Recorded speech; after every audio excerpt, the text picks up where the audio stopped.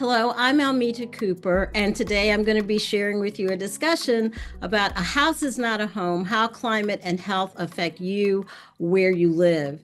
And if you'll notice in my title slide here, that chair there might evoke for you the song that was made popular by Luther Vandross that a house is not a home, a chair is just a chair, because one of the most important aspects about how climate and health are related is that we're talking about real people. We're talking about people who live in homes, not just statistics, not just data. And that's going to be a recurring theme of my comments as I talk with you today. Let's get this out of the way. I have no conflicts of interest. I have no current or potential conflicts of interest to disclose, and I am not receiving any industry funding or support. I'm the national manager for health justice with Moms Clean Air Force. We are a nationwide organization, not for profit, of about 1.6 million moms, dads, and caregivers. And what we are focused on is the protection of clean health, clean air, and children's health.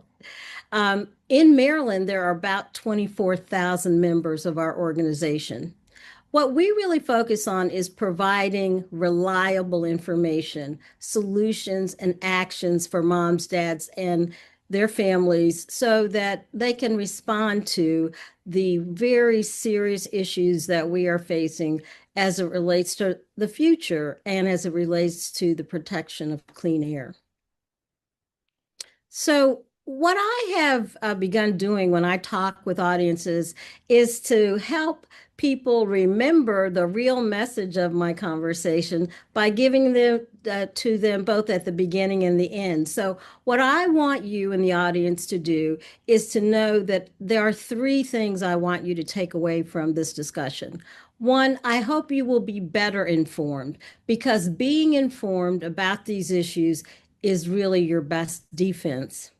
And there's a lot of research that shows it's been done by the Yale Climate Communication Center and the George Mason University Climate Communication Center that there is not a dramatic difference, regardless of age, of party, as to whether or not people accept that there is global warming, that there is climate change. What the real issue is that people do not talk about it. And so, what I want you to do is to speak up, talk to your friends and neighbors and family. And then, last but not least, it's really important to take action. And I'm going to tell you some ways that you can take action. Right now, you can sign a petition, you can support legislation. You can attend a mom's event or another climate event. You can support Moms Clean Air Force or another climate organization, and you can support them by making a donation. So there are things that you can do right now. You do not have to feel helpless.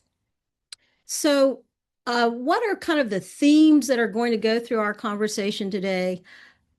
I'm going to be focused on how climate and health affect you where you live. And it's complex. If it was simple, we would have solved it already. It's not simple. And there's some questions on the screen that will be recurring themes. What is the social context of how these questions arise? What is the political context? What is the legacy of redlining? What are the facts that affect climate and health? What are some of the health risks? And of course, what can you do right now? And then at the end of my presentation, we will be entertaining some questions. So to get started, there's kind of a truism at the bottom of this slide. Where people live has a major impact on their health and well-being. There's lots of research that supports that, even if you didn't know it intuitively. And you see this lovely neighborhood on your screen with plenty of trees, green lawns, lots of space. And that's kind of the idealized version of what a neighborhood looks like. There's some other things that happen in a neighborhood, and because this is primarily a Maryland audience, I thought you'd be interested in this picture, which is from Baltimore's Curtis Bay neighborhood. And if you look to the extreme side of the picture, you see those mountains of coal uncovered, exposed to the air with bulldozers behind them. You see the large facility, and then you see this lovely neighborhood where people probably think that they are living, their best lives, but adjacent to a heavy polluter. So, this particular neighborhood, which is, I think, consistent with what we'll be talking about, is a working class neighborhood, has about equal numbers of blacks and whites, and then it has another certain proportion of people of other ethnic origins. But here's what has been found, and what the neighbors have protested about is that particulate matter, commonly known as soot pollution or PM 2.5, and black carbon are worse when both those bulldozers that you see and the are active and the wind is blowing from the coal terminal. And what happens? How is that related to health? It's not just obnoxious, it's also dangerous to your health. It relates to increased risk for respiratory disease, cardiovascular disease, neurological, and reproductive diseases. So let's now look at another kind of part of Maryland history, but not just Maryland history, really across the country, uh, redlining. Redlining, and if you look at this old historical map from the Homeowners Loan Corporation from 1937, you can see what an actual redlining map looked like. And very simply, what redlining was it was a practice begun in the 1930s of using government maps that outlined areas where blacks lived, and these areas were deemed risky investments, resulting in denial of and restriction of mortgages for blacks. Now, it is said that the first instance where this really occurred was that a black man wanted to move to a neighborhood in Baltimore in the early 1900s, and the neighborhood did not want to have that gentleman join them in their neighborhood, and they created this ordinance that didn't actually, have the blatant, outright words that we're going to exclude you on the basis of race, but they used this other, more subtle way. And interestingly, this practice spread across the country. The term redlining didn't actually emerge until I think in the 50s or 60s, but this is a part of the history of redlining that is associated with Baltimore. So let's talk about, and I mentioned right at the beginning of our conversation that there are some social factors that health and climate injustice are not simple matters. And what researchers and what communities know is that there are some social determinants, social impacts, social factors that influence what one's health is going to be like. And what you see on this graphic are a number of different factors: education and access, and the quality of that education, healthcare and access, and the quality of healthcare, economic stability, social and community context, neighborhood, and built environment. All of these factors, and there's lots of research, and if you have a great interest in this, you can read to your heart's content to find out that these external factors help determine how climate and health are going to impact you. And what we know is that if you are Black, brown, or live in an under-resourced community, the impacts are going to be greater. Um, in 2020, my colleague, former colleague actually, Daniel Dawes, expanded on the social determinants of health and wrote a book focused on the political determinants of health. And if you think back to redlining, that's a clear example of how the government created a situation that resulted in people being limited on where they could live. We're going to talk about what happens in those neighborhoods and how more of the unhealthy factors impact people in such neighborhoods. But again, we could talk for hours on just this topic, but here's the information that you need if you want to read more about it. But know that there are both social and political determinants of health. And in this conversation, we sometimes tend to have a terminology and jargon that we sort of assume everyone knows what we're talking about. And what most people fail to realize is that a lot of the terms that we use are actually relatively new. So health justice really did not come into common usage until 2015 when Professor Emily Benfer first advanced the concept of health justice, which is very similar, I think, to environmental justice, which we're going to talk about in a moment. But if you see on your screen, what health justice is a jurisprudential and legislative framework for the achievement and delivery of health equity. And health equity is the access of any person to have the health care they need when they need it and what they need. Environmental justice. Robert Bullard, Dr. Robert Bullard is known as the father of environmental justice. He's from Houston, Texas. And he is the person who's attributed with coining this phrase, which has become widely used. Here in Maryland, environmental justice under Maryland state law means equal protection from environmental and public hazards for all people, regardless of their race, income, culture, and social status.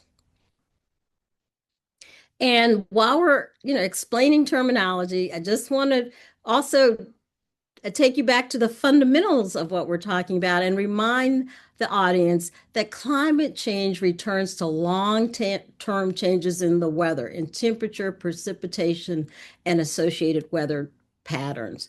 So, and what we know is that human activities have had a huge influence and impact on climate change, primarily through fossil fuels, coal, oil, and natural gas. So again, lots of information out there on climate change, but for our conversation, I just want you to bear this and keep this definition in mind. Now let's look at some facts. And the facts are sometimes a little overwhelming, but the facts that you see on your screen, I've taken these from a report that was published just last month in February of 2026 by Kathleen Kelly, Jill Rosenthal, and Jason Smith, researchers at the Center for American Progress. They published a report how the Trump administration's embrace of oil, gas, and chemical industry interests will endanger children's health. And these researchers reported on these facts. So the staggering number of almost 35 million children under the age of 18 in the United States face health risks due to living in places with failing grades for air quality. And when one references failing grades for air quality, that is typically a reference to the American Lung Association's annual report, The State of the Air. I'm going to talk about that more in a few moments, but know that whenever you hear someone talking about grades for air quality, typically they are talking about the State of the Air report. Also, children under the age of 18 living within 3 miles of an industrial polluter, there's about 2 million of such children. And then about 16,000 children are affected by premature births, which is directly related to air pollution. And for those in the audience who are really focused on the dollars, $5 billion is associated with healthcare and lost productivity costs of premature births linked to air pollution.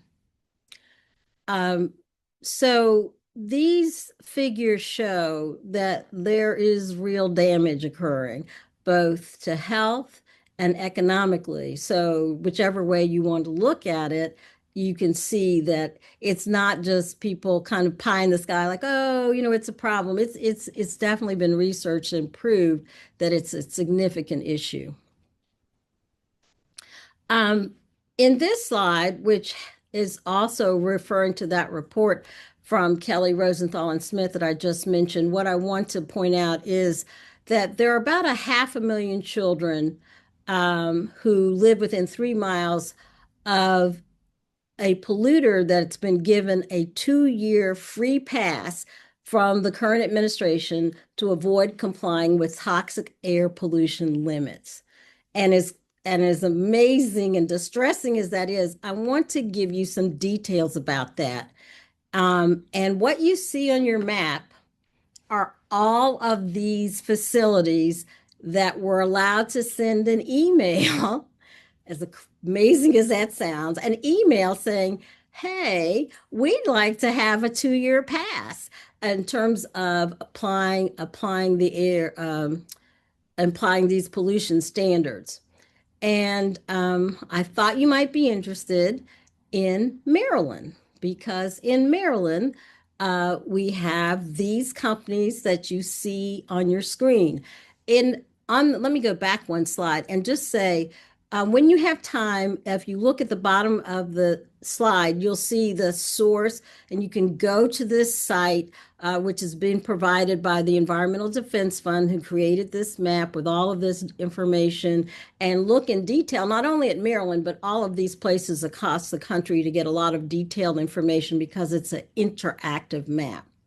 But going back to the 4 sites that are on the map that are in Maryland, you can see that what these companies did was they sent an email or someone sent an email on their behalf, and they were able to get an exemption. So you might want to, and it also has their congressional districts. So you may want to look that up if you're in any of these communities and find out exactly what happened and why they are either being allowed or eligible for pollution passes.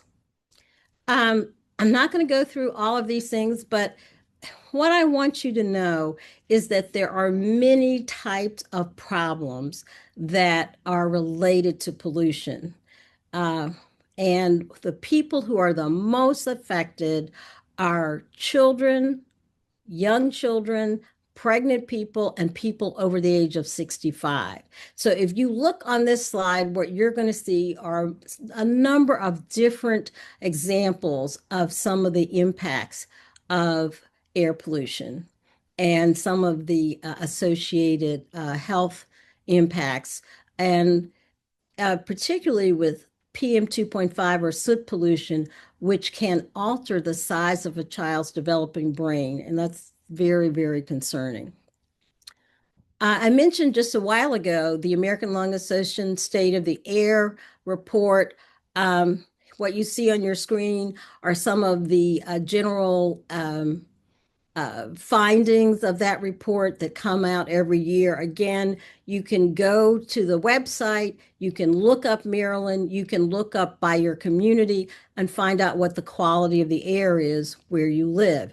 Now, in general, Maryland has moderate to okay quality of air through most of the state. Unfortunately, there are 3 Maryland counties that received an F for ozone, and that is Baltimore, the worst in the state, Harford, and Prince George's counties. Again, here's a slide that gives you the many examples of how air pollution can harm children and adults.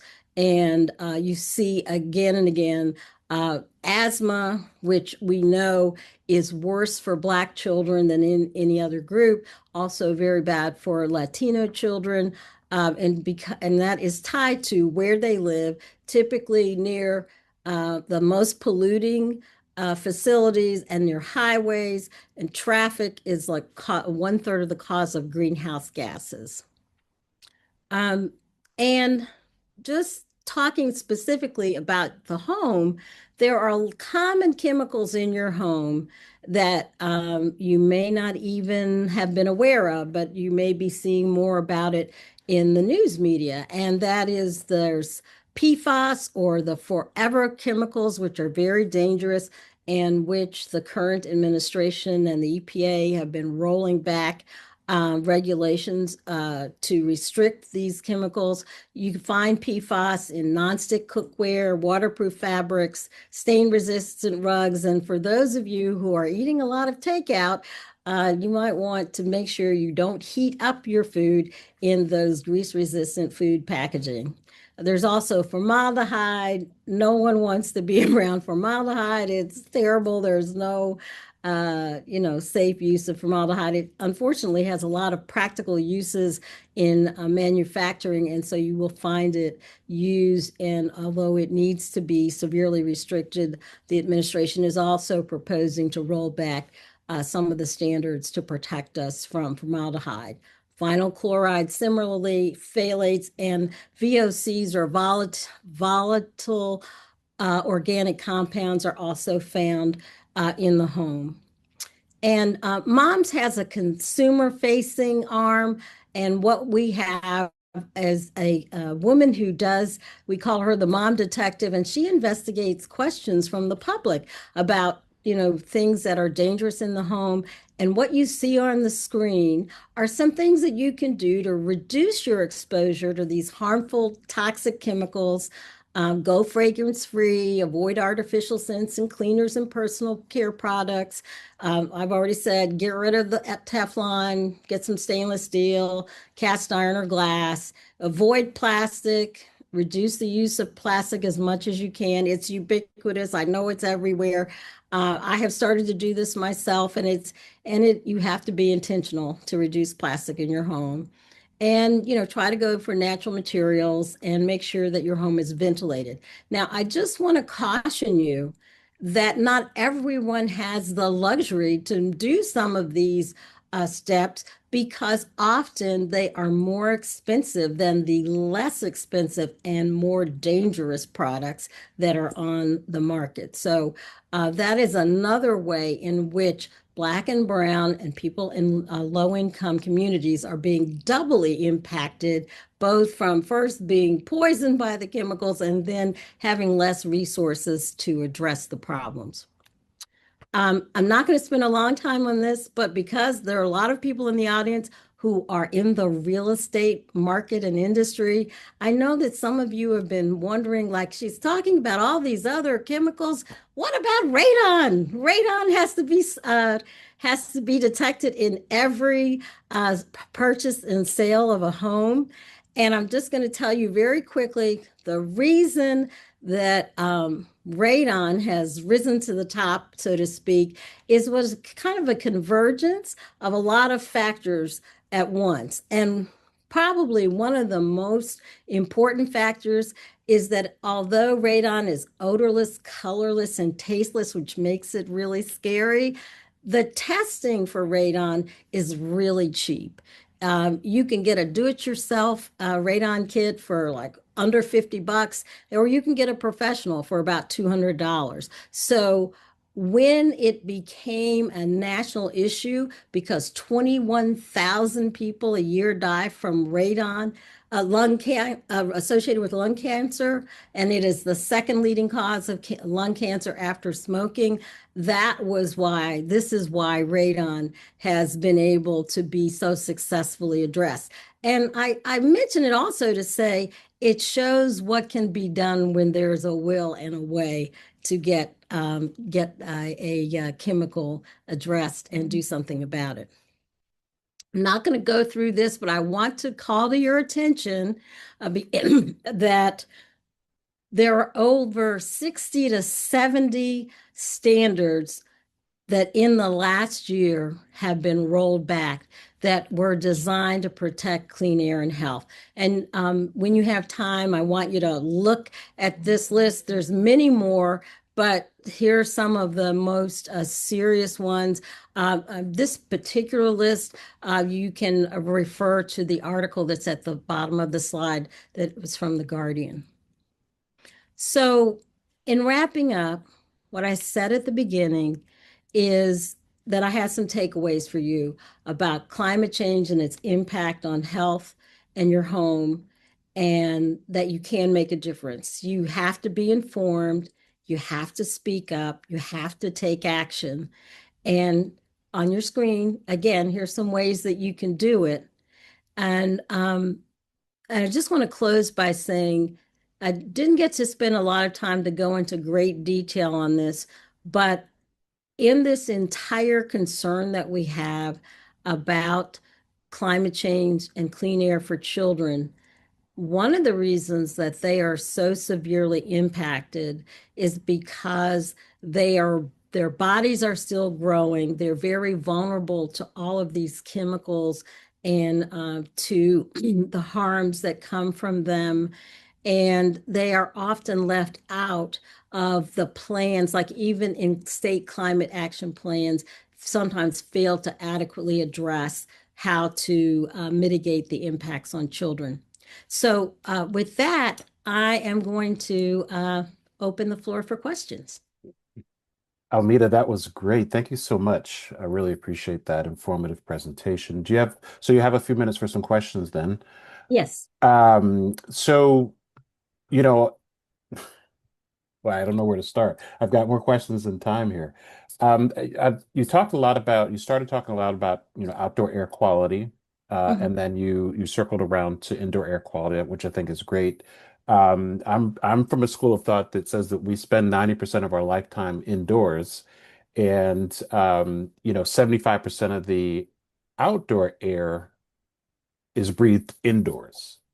Mhm. And so, I guess I wanted to get your take on, high quality, low cost air quality monitors. Are you seeing that becoming a thing nowadays, where people, especially post COVID, where people are monitoring for radon and asthma triggers within their homes? I don't have statistics on what the usage is of indoor air quality monitors, but what I would say is that there are lots of products that have come onto the market in backpacks, Mhm, in schools. mhm, There's and um, you can use your browser or your in your state local consumer protection agency to find out some of those products. One of the things that is ironic is one of the problems related to poor indoor air quality is that in modern homes they're so tightly sealed that there's not enough ventilation and it's trapping the poor quality air in people's homes. So what you have to do is to be vigilant and take advantage of, you can a lot of times in your neighborhood at the state level, in Maryland, you could reach out to the State Department of Environment and find out what resources are in your community. mhm. Good point. Good point. So you can turn off your screen share, and we can just have a conversation. And I'll make sure that your contact information appears on the screen so that people have that. Yes. Yeah. So you know, so we're dealing with a few issues here in Maryland. This is why we created Maryland Climate Tech 2026. One is, Baltimore City has the highest rate of asthma-related fatalities in the nation, the number one spot, unfortunately. African American women 4 times more likely to die than white men. African American children 6 times more likely to die from white men because of asthma, primarily because we also have more historic architecture than Washington, D.C. and New York combined. So we've got a lot of historic architecture here. And unfortunately, homes, buildings, they just were not built for the benefit of the human occupant. Another challenge that we have is we've got the most aggressive climate law in the nation called the Maryland Climate Solutions Now Act. All of our buildings, 35,000 square feet or more, need to be net zero by 2040. The challenge that I'm seeing with this building energy performance law, and I know Washington, D.C. has one as well, Montgomery County is very aggressive with theirs, is when you read through the language, there's nothing about ventilation and air filtration. There's nothing, no language about the health and wellness of the building occupant. I think it's a misunderstanding to think that if we electrify all of our buildings, that clean indoor air comes along for the ride. And I'm here to say that that's a misunderstanding. I take these air quality monitors with me in every building that I go into, and I'm often surprised when I'm in a building that does perform well, because most do not. And so I guess I want to hear from you as to, what can the construction and the builders and developers and the building owners, what can they do to kind of curb this situation of sick building syndrome, in Well, your opinion? first let me say I'm not an expert in this area, but I am a concerned grandmother, mother, and person who cares about clean air. Yeah. Uh, what I encourage and what I was trying to emphasize in my presentation is that you have to be informed and take advantage of resources that you have. Yeah. Uh, Community groups, I mentioned the Maryland Department of Environment, Hmm. Hmm. um, and to find out and be informed. You can reach out to the Climate Communication Center, either the one at Yale or George Mason, any of your universities, multiple fine universities in Maryland that have departments of environment and sustainable health, and to find out what they are recommending based on the facts specific to your neighborhood. That is what I would recommend. Again, I'm coming at it as a concerned Sure. person Yeah. versus being an expert, but I know that there's quite a bit of information from organizations like the Union of Concerned Scientists Hmm. that Hmm. people can get information from, and I would encourage people to look to the science Yeah. and to find out the facts. And that's how you can determine what to do about the specific problems affecting your home. Sure, absolutely. I'm a huge Peter Drucker fan in the sense that you can't manage what you don't measure, right? And Right. I think that's ultimately the answer is that there's not enough people validating that buildings are actually performing the way they should perform. I've been Right. into new homes that have all the environmental certifications, buildings that have the gold, platinum, silver plaques. And until you start measuring the air quality, it's just like, wow, this building really is not performing the way it should. So let's take it a few steps back. Like, how did you get to this space to be where you are talking so passionately about what drives you? So I am in my second career. Okay. In my first career, I was a general counsel in healthcare organizations. And after I retired from the practice of law, I was thinking about, what could I do to use my talents and skills for the social betterment. And I'm from a family where both my parents were social workers, so I'm programmed to do good.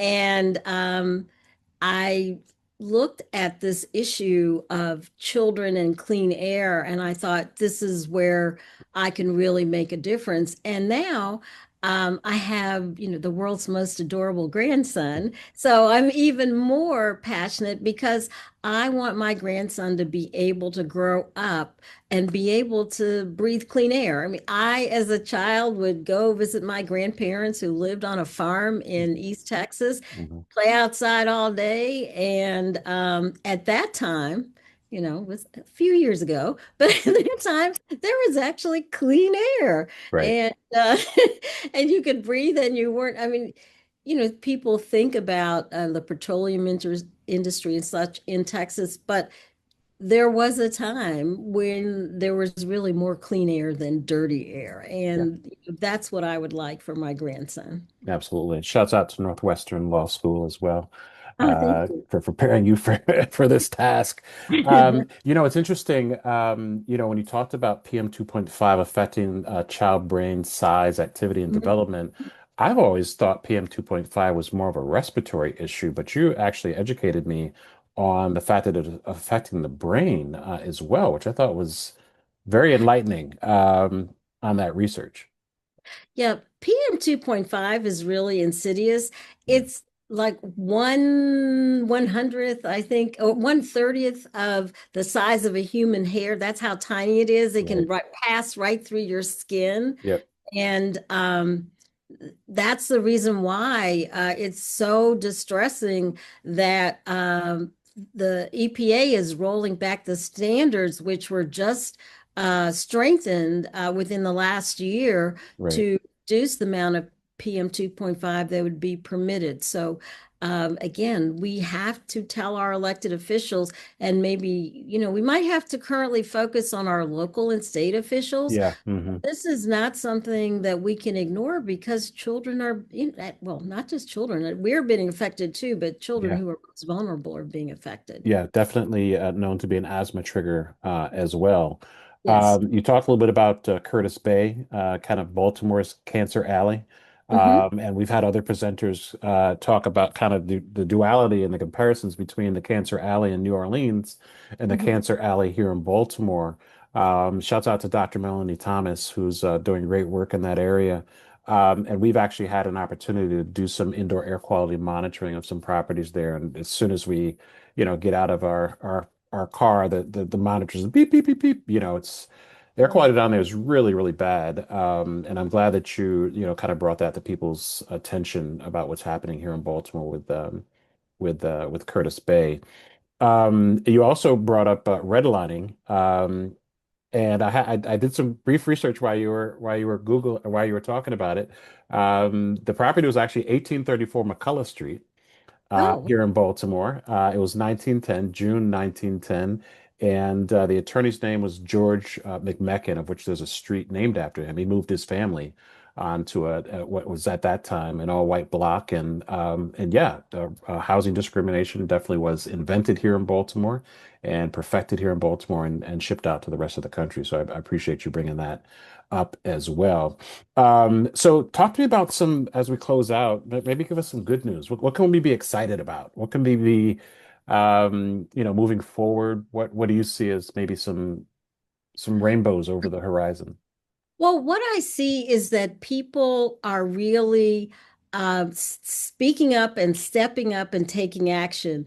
We've had members of Moms Clean Air Force who've been able to stop a data center by showing up at hearings, making sure that the decision makers had the facts Mhm. that they knew or they inquired about. What the impact would be on the water levels, how it was going to impact rates of utilities. I happen to live in Washington, D.C., and that's quite near to Northern Virginia, which unfortunately has the largest concentration of data centers in the country. And we have started to see increases in our electric bills Mhm. Mhm. related to that because of the way, the grid is. Yeah. So what I see is that people are really becoming informed and they are showing up. And there's a number of communities in Maryland where they have been showing up to their local hearings and letting Mhm. their elected officials know Mhm. that they know what's no, this is kind of an old expression. They know what time it is. They know what's going on, and that they want informed decisions to be made, and they're not going to just blindly sit back and let an industry or a data center come into their community Mhm. without the proper safeguards to protect their homes and their families. Yeah, our utility bills are here in Maryland, $6,500 annually is what our utility bills are on average, which is the highest in the nation. So we definitely feel your pain. I know ours doubled over the last 12 months, and yeah, it's definitely leading to the data center issues. So I think the words that we can take away are be informed, speak up, and take action. Right? Right. Is there anything that I didn't ask you that you want our audience to know about yourself or the work that you're doing? Well, one of the things that I just want to say is that we didn't really touch on it today, but there is a lot of research and awareness around the mental health issues related to all of this bad news that we are hearing, particularly related to the climate and to health. And I want to encourage people if they are feeling sad or they are feeling depressed to really just seek the help of a professional because it's real and it is very concerning. And children are also being impacted. There were floods in Western Maryland, which were very overwhelming. And in those situations, children are disrupted in their education. It's very pervasive, those issues that are related to people's well-being and mental health. So I really want people to feel comfortable to get the help they need and get the help their children need to cope with what can be very overwhelming and feel very hopeless. But I don't want people to feel hopeless. I want them to be empowered to take action so that we can protect the future for clean air. Absolutely, absolutely. Well, I thank you for your time and your efforts and your leadership in what you're doing. I can't thank you enough. So, as we close out, this is Aaron Rice with Maryland Climate Tech 2026. Ms. Almeta Cooper, thank you so much. We really appreciate it. Thank you. Have a great day.